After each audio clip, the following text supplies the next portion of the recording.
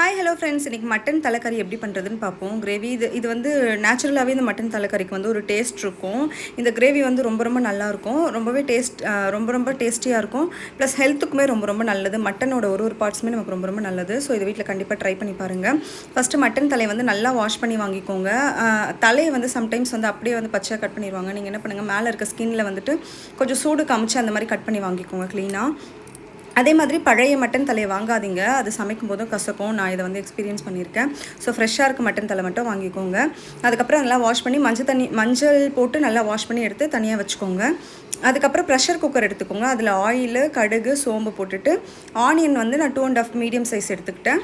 அதுக்கப்புறம் பச்சை மிளகா, கருவேப்பிலை போட்டுட்டு நல்லா வந்து இது வதங்கி வந்ததும் இது நல்லா வதங்கணும். வெறும் பச்சையாக இருந்தால் வந்து நல்லா இருக்காது. ஸோ நல்லா வதங்கி இந்த மாதிரி இப்போ நான் காமிக்கிறேன்ல அந்த மாதிரி வரும்போது மஞ்சள் கண்டிப்பாக ஆட் பண்ணணும். மஞ்சள் ஆட் பண்ணி எந்த நான்வெஜ் நம்ம செய்யும் போதுமே வந்து மஞ்சளை வந்து கண்டிப்பாக ஆட் பண்ணணும். மஞ்சள் ஆட் பண்ணிவிட்டு மிளகாத்தூள் நான் எப்பவும் சொல்கிற மாதிரி தான், நீங்கள் தனி மிளகாத்தூளும் தனியாகவும் ஆட் பண்ணுற மாதிரி இருந்தாலும் பண்ணிக்கோங்க. நாங்கள் குழம்பு மிளகாத்தூள் எல்லாத்துக்குமே வந்து ஒன்றா அரைச்சி வச்சுருப்போம். ஸோ நான் அதை தான் யூஸ் பண்ணுவேன். வெயிலுன்றதுனால காரத்தை வந்து நான் இதில் கம்மியாக போடுவேன். இன்னொன்று என்னென்னா, இதில் நம்ம பெப்பர் ஆட் பண்ண போகிறோம் லாஸ்ட்டில். ஸோ வந்து மிளகாத்தூள் வந்து கம்மியாகவே ஆட் பண்ணிக்கோங்க. நான் வந்து 1 ஸ்பூன் தான் போட்டேன். அதுக்கப்புறம் வந்து ஜிஞ்சர் கார்லிக் பேஸ்ட் வந்து 2 ஸ்பூன் போட்டுக்கிட்டேன். அதுக்கப்புறம் தக்காளி வந்துட்டு கரெக்டாக வந்து 2.5 மீடியம் சைஸ்லேருந்து கொஞ்சம் சின்னதாகவே வந்து 2.5 ஆட் பண்ணிக்கிட்டேன். இதை ஆட் பண்ணி நல்லா அந்த தக்காளி எப்பவும் போல் வந்துட்டு நல்லா வந்து எல்லாமே வந்து ஒன்றா வந்து சேர்ந்து வரணும். அது கூட அப்போ தான் வந்துட்டு நல்லாயிருக்கும். இல்லைனா தனியாக தக்காளியாக இருந்தால் சாப்பிடும்போது நல்லா இருக்காது. ஸோ வந்து நல்லா மேஷ் பண்ணி எடுத்ததுக்கப்புறம் நீங்கள் தேவையான அளவு சால்ட்டும் போட்டுக்கோங்க.